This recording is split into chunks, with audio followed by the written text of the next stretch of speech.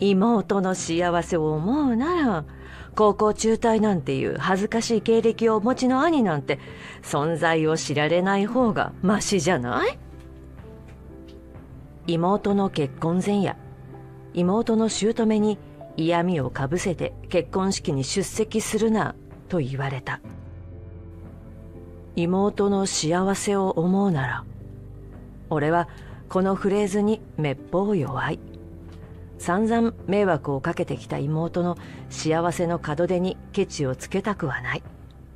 俺は明日の結婚式を欠席する。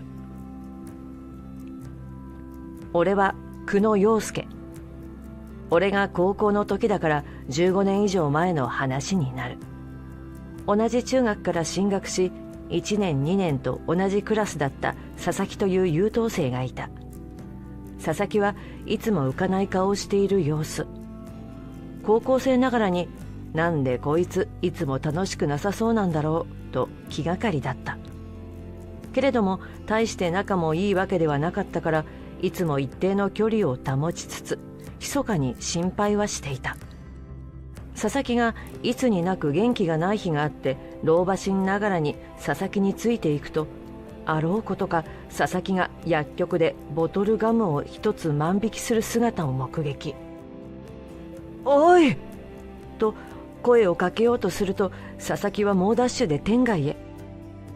明らかに万引き慣れしていないゆえ、やましいことありますよと言いふらしているような態度だった。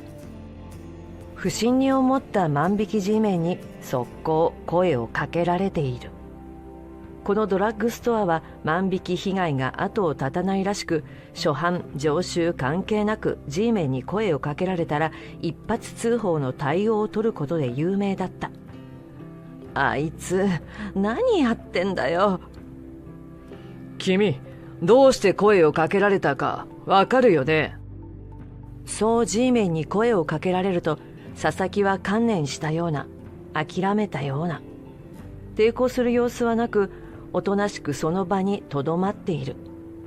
どうして万引きしたのかはさっぱりわからない。けれど万引きした後の処遇が想像できないほどバカでも世間知らずでもないはずだ。カバンに入れたものを出しなさい。G メンに自白を促される佐々木。俺はいても立ってもいられなくなり、お前クソだせえな。言われた通り万引きもできないのかよ。俺が指示を出したかのような口ぶりで佐々木と G メンの前に現れた。久野。佐々木と大して仲がいいわけではないから、なおのこと目を丸くする。思いがけない人物が割り込んできたからだろう。君がやらせたんだね。こんなしみったれが自分の意思でやるわけねえじゃん。俺史上最高に悪態をついたと思う。俺の一芝居で通常なら警察に突き出される案件だったが、いじめの案件として店主と G メンは俺たちのことを学校へ連絡。当日は事なきを得たが、翌日俺は指導室に呼び出されることに。久野、お前ってやつは。担任と生徒指導の体育教師、学年主任の3人に囲まれ、担任が口火を切る。佐々木の家は確かに裕福だし、おとなしくて優等生だ。お前は親父さんも体調を崩しているわけだし、成績もいまいちだ。佐々木が妬ましいのか。お前がやったのはいじめだし、佐々木にやらせたのは窃盗という犯罪だ。教師たちが代わる代わる弱者に万引きをさせるという行為について叱責をしてくる。ここにいる教師全員、まさか優等生佐々木が万引きをしようはずがないという頭で、何か裏があるはずだとは考えもしない。俺がとっさに考えたシナリオ通り誰かに指示されたはずだと疑わない。俺が黒幕であると決めつけているのだ。佐々木は成績も良く資金源もあり、本人のやる気さえあればそれなりのレベルの大学を狙える。一方、俺は家は貧乏で努力してもきっと金銭的にも大学への進学はない。学校にとって残したい生徒は、かばいたい生徒はどっちかと聞かれれば、満場一致で佐々木と答えるだろう。お前は懲戒処分で出席停止になる。そうなれば単位が足らず留年になる。懲戒処分で留年となれば、お前の悪行は将来履歴書について回るぞ。自主退学であれば深く理由は追及されないがな。うちの学校はいじめを絶対に許さない。厳しい処分は覚悟するんだな。変に理由を聞かれても困るのだけど、暗に退学しない道はないと言われているようだ。勢い余ってそんな役を買って出てしまった。けれどこの件で俺は今一度高校を卒業する意義とはと自分に問いかけることにした。貧乏ですでに苦労していて、言葉は悪いがなんとなく進学した節がある。もし俺がこれで退学したら、妹は遥は短大進学ぐらいは狙えるのではないだろうか。俺は特に高校に未練はないし、俺より学業でずっと有望な佐々木の目をひとときの迷いで摘んでしまっては気の毒だ。生徒指導室を出ると佐々木が心配そうに立っていた。久能、なんで俺なんかかばうんだ。お前、つまんねえことで人生棒に振るなよ。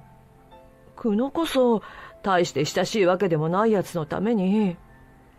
最初から高校を辞めようと思ってたから気にすんな。こうして俺は高校を退学したのだった。高校を退学すると決めたとき、両親は深く詮索してこなかった。いじめの疑惑をかけられて退学することになったが、俺はいじめはやっていない。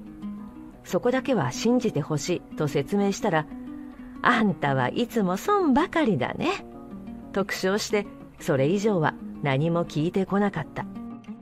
体だけは丈夫で健康だからなんとかなる。ただ、遥は頭もいいし、高卒で先を諦めるということはしてほしくなかった。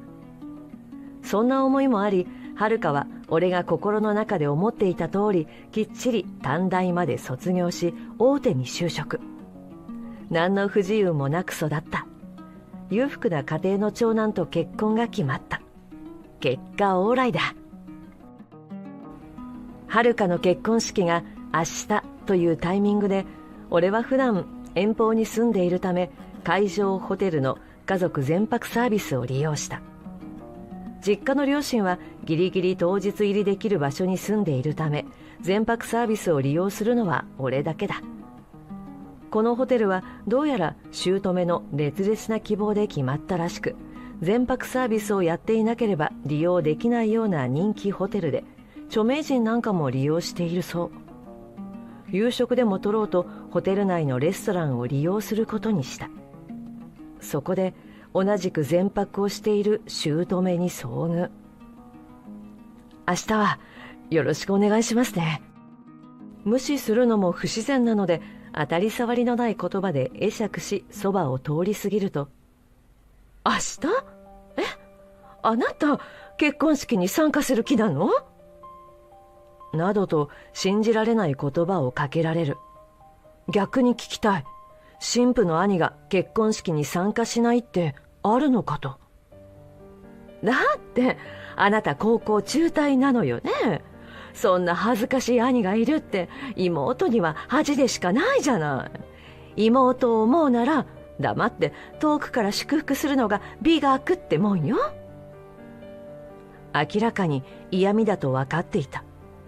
だけど確かに高校中退の兄というのは大卒エリートばかりの空間で、遥の立場は考えれば考えるほど確かにそうかもしれないと思うようになった。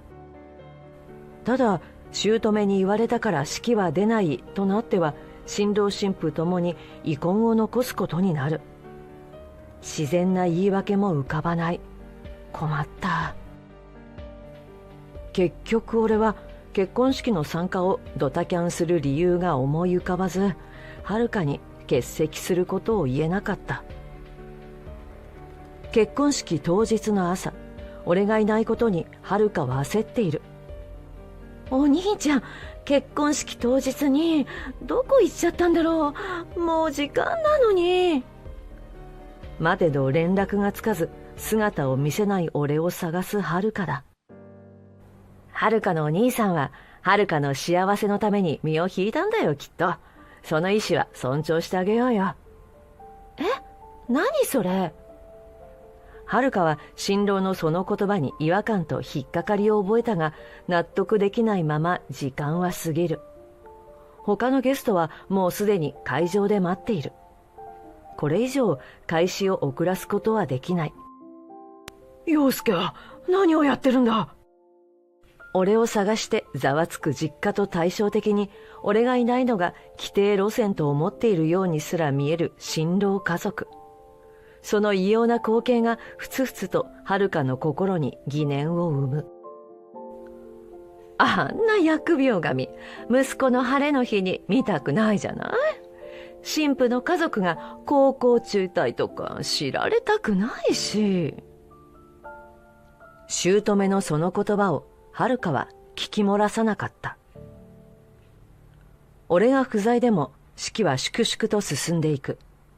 披露宴に移り、あっという間に新郎新婦のファーストバイトが始まる。結婚式独特の行事だが、幸せそうな新郎とやや冷めた面持ちのはるか。そこに余興の一環で料理長がメインの肉料理の仕上げを壇上でやる段取りだ。この料理長の料理が食べたくて、姑はここの会場を選ばせたらしく、料理長の演出も漏れなく組み込んだようだ。一旦会場が暗くなり、料理長の手元の高級肉が激しく炎を上げ、うわーっと歓声が上がった。料理長は一部を切り分け、新郎新婦と新郎家族の卓上にきれいに盛り付け、自ら置きに行く。あれ、今日は新婦様のお兄様はいらっしゃらない？昨晩最上階のレストランで見かけたんですけどね。そんなことどうだっていいじゃありませんか。私たち家族はあなたの料理のファンでこの会場にしたんです。ファンというだけあって、直接料理長が調理し盛り付けた料理を口にして満足げの姑である。やっぱりお兄ちゃん会場来てたんですか？じゃあなんで？目撃証言を得たはるかはますます俺がいないことを不審に思う。私も昨日見かけて話しかけようと思ったのですが、こちらのご婦人とお話をされた後、姿が見られなくなってしまって。お母様、兄に何か言ったんですか？何も言ってないわよ。ただ高校中退の兄がいると知れたら、新婦の立場がなくなってかわいそうだと言っただけ。妹を思うなら妹に恥をかかせてはいけないんじゃないってアドバイス差し上げたまでです。そんな。俺が姑の言葉を真に受けて身を引いたのだと知ったはるかは怒り心頭だ。が、はるか以上に意外な人物が不快感をあらわにする。私は彼が参加すると思ったから腕によりをかけて今日の料理を振る舞ったんですよ。新郎家が提示してきた額ではとても賄えないようなコースをお出ししているのに。料理長が式の裏を漏らす。この結婚式ははるかや実家が資金を出すことは許されず、新郎家がすべて費用を出すから内容に口出しするなと言われていたものだったのだ。はるかは確かに新婦だったが、新郎家の見栄と希望の上に成り立つ疎外感がある式だったわけだ。しかも料理長が振る舞うコースは最高ランクの料理だったが、新郎家は値切った上で料理長の演出を求める厚かましさだったようだ。はっきり言って想定外の提案だったけど、新婦のご家族に彼がいたから飲んだまでです。高校中退の兄に何をそんなにこだわってるんだか、理解に苦しむわ。心ない姑の言葉に反応したのは料理長だった。今の僕があるのは久野くんのおかげです。彼に認めてもらいたくて、俺は料理長になったんだ。高校中退の男に認められたいって意味がわからないわ。学歴でしか人を見れないとはお気の毒だ。彼は僕をかばって中退したというのに。この言葉に遥は思い出したことがあったようで、あなたが佐々木さんだったんですね、と料理長に声をかけた。はい、佐々木です。料理長は佐々木と言った。そう、俺の高校時代の同級生の佐々木だったのだ。僕はホテルオーナーの父の事業を継ぐように言われ続けてたんですが、それは自分の希望に嘘をつく押し付けでしかなく、恥ずかしい話ですが、高校生の時当てつけのように問題行動を起こしてしまって、それが久野君にバレてしまって。彼は底なしに優しくて、僕のことなんか突き出せばよかったのにかばわれたんですよ。兄は高校中退の理由を話したがらなかったから、私たち家族は詳しく知らなかったんです。俺は高校中退の理由を家族にも話していなかった。実は久野だけが俺の夢をバカにせず応援してくれたんです。彼は彼でこのホテルよりはるかに大きいホテルでオーナーをやってるのに全然ひけらかさないですし。は？ホテルオーナー？ポロッと佐々木が俺の現職を漏らしたものだから姑がざわつく。こんな地方都市のホテルではなく、彼は首都圏の超高級ホテルのオーナーですよ。業界では有名です。そんな人がゲストで来ると聞いたから、ホテルのスタッフも粗相しないよういつも以上に襟を正して対応に当たっていたのですが。高校中退者が？そんなはず。姑は高校中退の一点を挙げつらい他の情報を知ろうともしなかったのだ。私は兄を侮辱したあなたたちを許さない。この結婚はなかったことにしてください。ずっと感じていた違和感がやはり耐え難く、遥は結婚を取りやめることに。新郎は姑が学歴差別をする人間であると露呈し、気に入りの料理長に軽蔑され、披露宴中に破談が決まり、踏んだり蹴ったりだ。その後、恥をかいたと遥に嫌がらせをしてきていたものの、元新郎にこれ以上恥の上乗りをしないでほしいと諭されたらしい。